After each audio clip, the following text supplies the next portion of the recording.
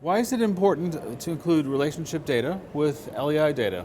The Global LEI Foundation and the system was founded on the tenets in order to be able to solve some issues that both challenged regulators and the private sector for many years. And to quote the words of the inaugural chair of the Regulatory Oversight Committee, the ROC, Matt Reed, the system was meant to include data on who is who owns whom, and ultimately who owns what. And so on the 16th of March, the Regulatory Oversight Committee published a paper in order to outline the first of these phases in order to be able to deliver on the beginnings of the who owns whom data. And it is this reason because this data is of use to both the private and the public sector that we included in the global LEI system.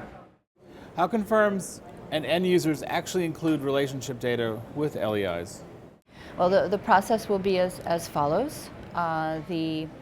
The first two data points, relationship types as we would call them, are going to be the ultimate accounting consolidated parent and the direct accounting consolidated parent. And so a registrant who comes to an LEI issuer within the global LEI system that is in the position of being a child will need to report one or both, depending on where they sit in the chain of these data points. So it will be required in order to be able to complete the data record of the entity applying for the LEI. So this information will be published in the global LEI system. We're taking the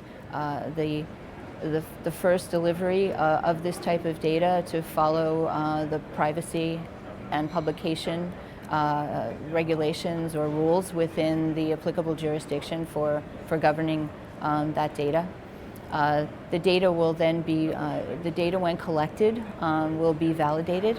The reason that the accounting standards, mostly US GAAP and IFRS, were chosen from an accounting consolidation perspective is that the ROC sets out in the paper that they believe that this data can be validated in most instances against public sources such as financial statements and other regulatory filings in this particular case.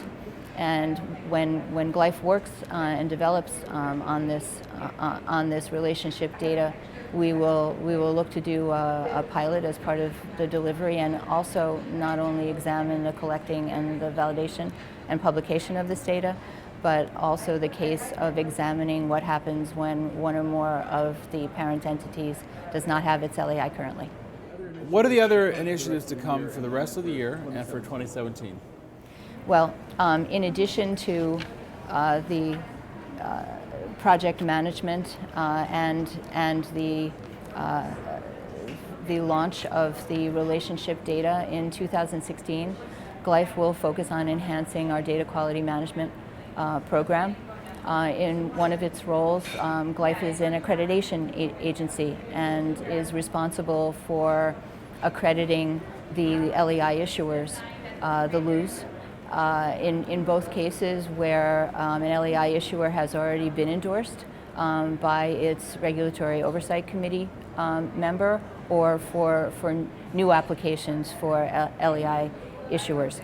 And this will be an important delivery of the service within GLEIF in order to be able to fully monitor and manage the functionality within the global LEI system.